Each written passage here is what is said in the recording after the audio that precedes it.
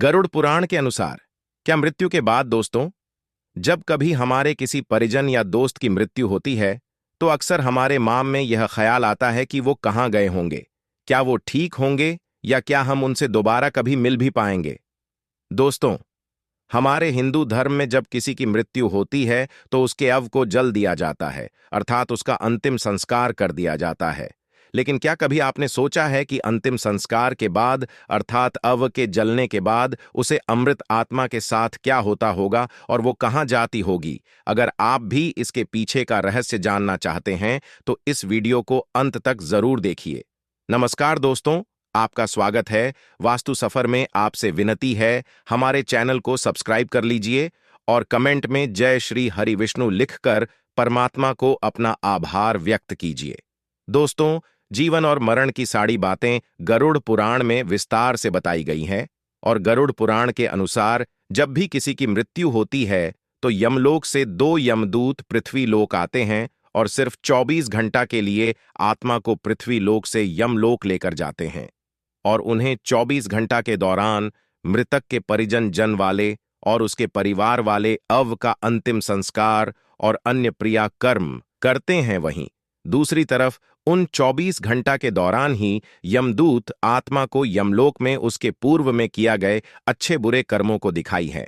उसके कर्मों का लेख जोखा करने के बाद यमदूत आत्मा को वापस उसके घर पर उसके परिजनों के बीच वापस छोड़ देते हैं।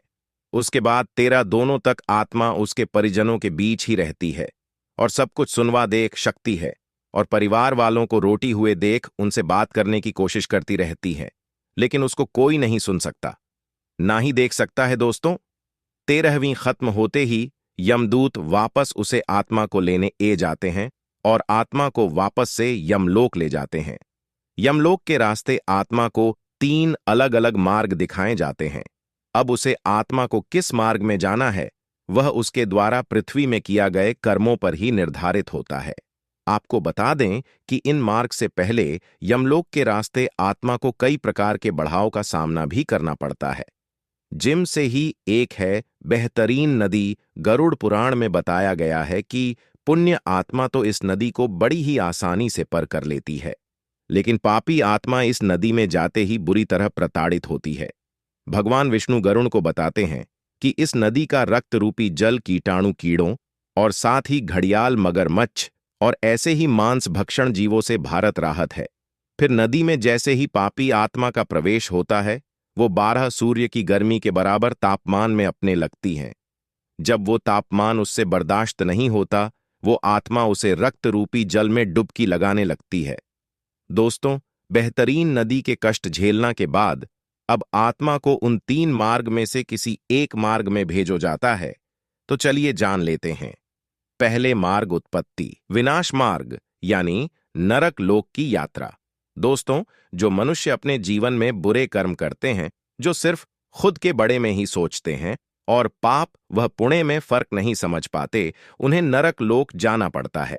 आपको ये भी बता दें कि गरुड़ पुराण में अलग अलग नरकों का जिक्र किया गया है जहां पापी आत्मा अपनी सजा भोगनी जाती है। जिम से कुछ नरक आज आप जानेंगे। तुम भी पैगम न कुंडी पाकम नरक में वे मनुष्य जाते हैं जिन्होंने अपने जीवन में मांस भाषण किया हो और जो लोग अपने शौक के लिए जानवरों की हत्या करते हैं, यहां उनके इस कारण की सजा में उन्हें खोलने हुए तेल में उबला जाता है। संगीत, जो अपने साथी को केवल लाभ या उपयोग की वास्तु समझते हैं, इस नरक में उनकी आत्माओं को गम डंडे से मारा जाता है। यह बहुत ही तेज गति से चला है। तमिश्रम नरक, इस नरक में उन्हें जगह मिलती है जिन्होंने अपने जीवन में दूसरों की संपत्ति हारती होती है या जो दूसरों की वस्तुओं में नजर रखते हैं। यहां पर उन्हें तब तक मारा जाता है जब तक वे बेहोश ना हो जाएं। दोबारा होश आने पर फिर दोबारा उन्हें ऐसे ही मारा जाता है। यह सिलसिला तब तक चला है जब तक कि सजा का समय समाप्त ना हो जाए।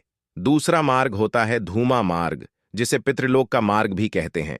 दोस्तों, पितृलोक एक तरह से वेटिंग रूम के जैसे होता है। जब किसी आत्मा को उसके कर्मों के अनुसार स्वर्गीय नरक दोनों ही नहीं मिलता है तो उसे आत्मा का वापस से धरती पर जन्म होता है। लेकिन जब तक उसके द्वारा किया गए कर्मों के अनुसार उसके माता पिता को चुनाव जाता है, तब तक उसे आत्मा को पितृलोक में इंतजार करना होता है। फिर सही समय आते ही उसका दूसरे शरीर में जन्म हो जाता है। दोस्तों, साल भर हमारे पितृलोक में ही निवास करते हैं, लेकिन साल में केवल 15 दोनों के लिए भगवान पितृलोक के द्वारा खोल लेते हैं, ताकि हमारे पितृलोक से धरती लोग अपने परिजनों से मिलने, वहां भजन ग्रहण करने ए सके। इसी समय को पितृपक्ष कहा जाता है। अगला मार्ग है आर्ची मार्ग, यानी स्वर्गलोक की यात्रा। दोस्तों, जो लोग अपने जीवन में अच्छे कर्म करते हैं, दूसरों की भलाई का सोचते हैं, भगवान की भक्ति में ली रहते हैं, उन्हें स्वर्गलोक मिलता है। ऐसे में खुद यमराज आत्मा को स्वर्ग तक लेकर आते हैं। वहां उसे आत्मा का स्वागत अप्सराओं के द्वारा किया जाता है और वहीं उसे आत्मा को साढ़ी सुख और सुविधा प्रदान की जाती है। तो दोस्तों, आज की यह जानकारी आपको कैसी लगी? हमें कमेंट करके जरूर बताएं। दोस्तों, वीडियो अच्छी लगी हो तो वीडियो को लाइक करें और हमारे चैनल वास्तु सफर को सब्सक्राइब करें। और दोस्तों, वीडियो के अंत तक बने रहने के लिए धन्यवाद। जय श्री हरि विष्णु।